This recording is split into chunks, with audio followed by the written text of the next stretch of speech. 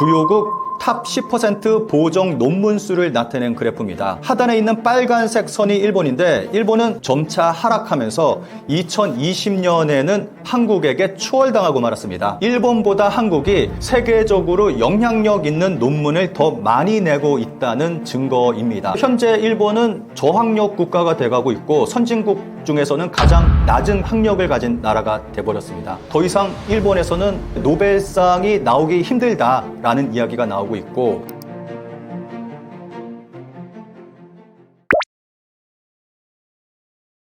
표를 좀 보면서 설명을 좀 드리도록 하겠습니다. 보시면은 코로나 이후로 정말 급증했다는 것을 알 수가 있습니다. 다음 표를 좀 보시겠습니다.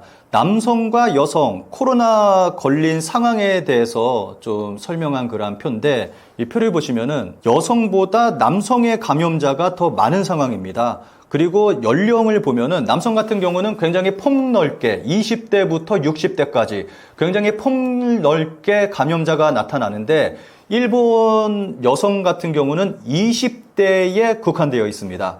20대에 중점적으로 감염자가 나오고 있습니다. 이거는 딱 답이 하나로 나오죠. 성매매를 통해서 이러한 일들이 벌어지고 있다라는 것을 그래프 하나로 우리가 알 수가 있습니다. 아무래도 지금 일본 같은 경우는 크게 사회적으로 논란이 되고 있는 게 성매매인데, 대표적으로 파파카츠, 그러니까 슈가데디라고 말할 수 있는 거죠. 그리고 또 하나는 타친보라고 길거리의 여성들, 길거리에서 이제 남성들이 기다리는 그러한 두 가지 패턴으로 볼 수가 있는데 굉장히 크게 사회적 문제가 되고 있습니다. 그리고 이 사람들이 일본 국내에만 있는 게 아니라 또 해외 원정을 가고 있습니다. 대표적으로 미국, 캐나다, 호주, 홍콩, 한국 이러한 나라들로 주로 가고 있는데, 이러한 여성들이 또 외국으로 많이 나가고 있다 보니까 미국 같은 경우는 일본 여성에 대한 입국 금지가 또 크게 늘어나고 있고, 이게 일본 문제만이 아니라 좀 국제적인 문제로까지 번지고 있는 그러한 상황에 있습니다.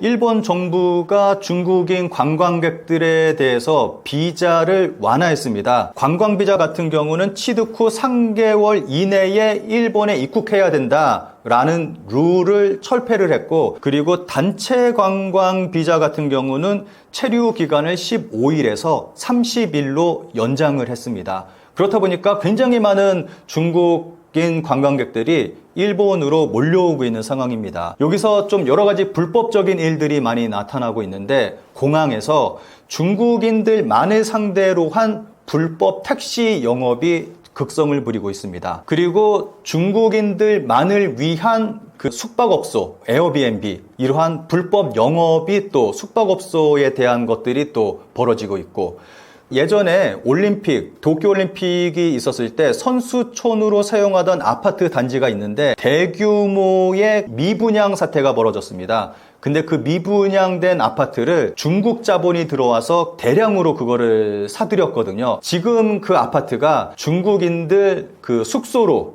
중국인 관광객들 숙소로 불법적으로 지금 운영되고 있는 그러한 실정에 있습니다. 또 하나는 중국인 전용 풍속점이 지금 생겨나고 있습니다. 중국인만 상대로 해서 그런 영업을 하는 그러한 가게들이 생겨나고 있는데, 예전에는 이러한 가게에서 일하는 사람들이 태국이나 베트남 여성들이 일을 했는데, 최근에는 일본인 여성이 여기서 일을 하고 있는 경우가 많이 늘어나고 있다고 합니다. 이러한 일들이 벌어지고 있다 보니까 일본 사회에서 걱정을 하는 게, 중국인 관광객들이 이러한 업소 등을 통해서 매독이나 에이즈를 전파시키는 거 아니냐, 중국인 관광객들 때문에 이러한 감염이 폭발적으로 늘어나는 거 아니냐, 그러한 염려가 일본 사회에 번지고 있습니다. 근데 일본에서는 중국인 때문에 매독이 증가했다, 이러한 얘기도 나오고 있고, 또 중국인 때문에 에이즈가 확산되는 거 아니냐, 이러한 얘기가 나오고 있는데, 좀 이러한 보도들은 제가 생각할 때는 좀 시선 돌리기가 아닌가 하는 생각이 듭니다. 중국인 관광객이 몰려오기 이전부터 이미 아까 그래프를 보셨듯이 코로나 이후로 일본에서는 매독이 급증하기 시작했습니다. 이거는 중국인 관광객하고는 관련이 없습니다. 아무래도 일본 같은 경우는 무언가 문제가 발생을 하면은 좀 외부로 그 원인을 돌리는 그러한 경향이 있잖아요. 그래서 이러한 부분도 지금 뭐 매독이나 이러한 것들이 중국인 관광객들이 몰려오기 때문에 이러한 업소들이 생기기 때문에 매독이 감염이 폭발적으로 늘어나고 있다라고 하는데 이거는 아무래도 좀 시선 돌리기. 일본 고등학교하고 대학교에 중국인 유학생이 늘어나고 있는 이유는 근본적인 이유는 아무래도 인구 감소를 들 수가 있습니다. 아무래도 고등학교에 들어가는 학생들이 줄어들다 보니까 시에서 중국인 유학생을 적극적으로 유치를 하고 있습니다. 그래서 일본 고등학교에 전체 고등학생의 90%가 중국인인 그러한 고등학교도 있을 정도로 지금 일본에서는 좀 심각한 문제가 되고 있거든요. 근데 이거는 아무래도 인구가 없다 보니까 지역사회의 경제하고도 관련이 있습니다. 아무래도 이제 유학생들이 들어오지 않는다면은 학교는 문을 닫을 수밖에 없고 그리고 뭐 대학 같은 경우는 중국인 유학생을 적극적으로 받아들이지 않는다면은 대학교가 문을 닫게 되다 보니까 이 부분은 한국도 동일한 그러한 현상이 벌어지고 있지 않습니까? 한국도 뭐 지방대 같은 경우는 이제 중국인 유학생을 받지 않으면은 이제 학교 문을 닫고 그리고 그 지역의 경제에 좀 타격을 입고 이러한 일이 벌어지고 있잖아요. 이게 뭐 일본도 지금 똑같은 일이 벌어지고 있습니다.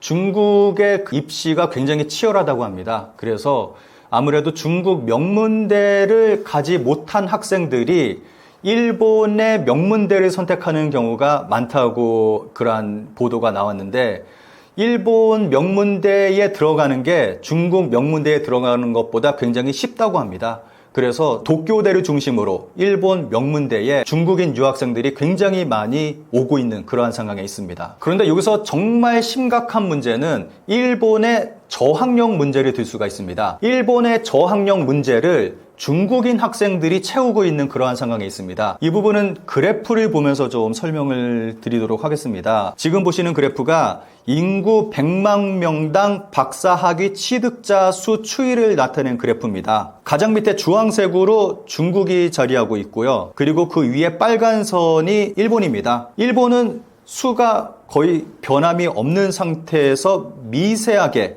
하락하고 있는 모습을 보여주고 있습니다. 그리고 파란색이 한국인데 한국은 미국과 같은 수준으로 꾸준히 올라가고 있습니다. 그러니까 이 그래프를 보면은 일본에서 박사학위 취득자 수가 점점 줄어든다는 것을 알 수가 있습니다. 이러한 현상은 논문으로 이어지고 있습니다. 이것도 그래프를 좀 보면서 말씀을 드리겠습니다. 보시는 그래프는 주요국 탑 10% 보정 논문 수를 나타낸 그래프입니다. 탑 10% 보정 논문 수는 세계적으로 영향력 있는 논문 생산에 얼마나 공헌을 했는지 파악하기 위해서 논문의 피인용 지수가 각 분야에서 상위 10%에 들어가는 논문을 추출해서 보정한 지수를 말합니다.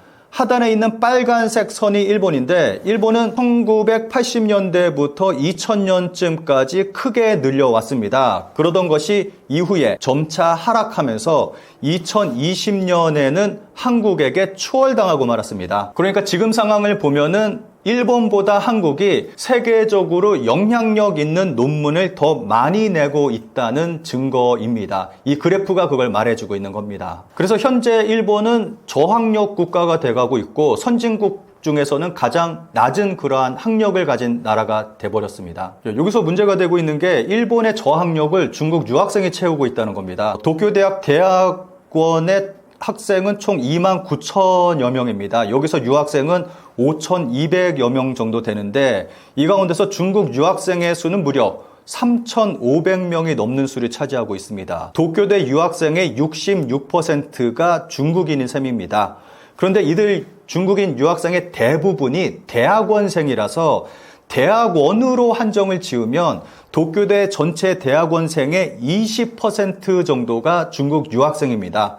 여기서 또 문제가 되는 게 일본 정부는 대학원생들에게 이제 생활에 어려움을 겪게 되잖아요. 공부만 하다 보니까. 그래서 금액적인 부분에서 지원을 해주는 그러한 시스템이 있습니다. 그런데 박사과정 지원금 수급자의 30%가 중국 유학생입니다. 그래서 일본에서 나오는 얘기가 왜 일본 국민의 세금을 들여서 이렇게 많은 중국 유학생들에게 지원을 해주냐라는 그러한 말이 나오고 있습니다. 그리고 또 여기서 논란이 되고 있는 게 지금까지 일본은 정말 많은 노벨상 수상자를 배출해 냈습니다. 그런데 일본이 이렇게 점점 저학력화되면서 박사까지 가는 학생들이 점점 줄어들고 또 그 자리를 중국인 학생들이 채우고 있고 하다 보니까 지금부터는 더 이상 일본에서는 이제 노벨상이 나오기 힘들다라는 이야기가 나오고 있고, 그리고 먹튀 얘기도 나오고 있습니다. 이렇게 일본의 세금을 받아서 공부한 그러한 중국인 유학생들이 중국으로 돌아가게 된다. 일본의 돈으로 공부를 해서 중국에 돌아가게 돼서 이제 중국을 위해서 일하게 된다. 그러한 논란이 나오고 있습니다.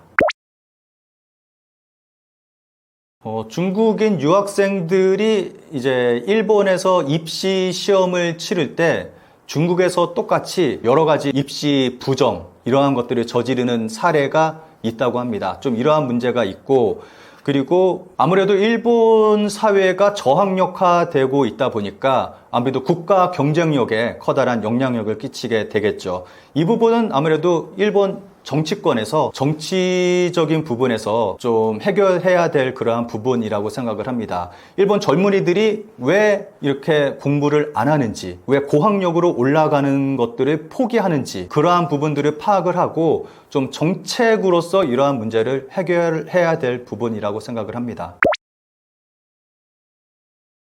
몇 해 전에 유니클로는 그 한국의 위안부 할머니들을 조롱하는 듯한 그러한 광고를 내보내서 논란이 됐습니다. 그리고 아파 호텔은 혐한 호텔로 정말 말도 안 되는 책들을 각 객실에 비치해 놓고 있습니다. 그리고 DHC는 혐한 활동을 하다가 결국에는 망해버렸습니다. 이러한 기업들은 아무래도 우리 시각에 봤을 때는 나쁜 기업이죠. 안 좋은 기업들이죠. 이러한 기업을 우리가 완전히 망하게 할 수는 없습니다. 그런데 우리가 최소한 한국에서만큼은, 우리가 불매를 한다면 최소한 한국에서만큼은 몰아낼 수 있다고 생각을 합니다. 우리의 작은 힘이 모이면 세상을 바꿀 수 있다고 생각합니다. 감사합니다.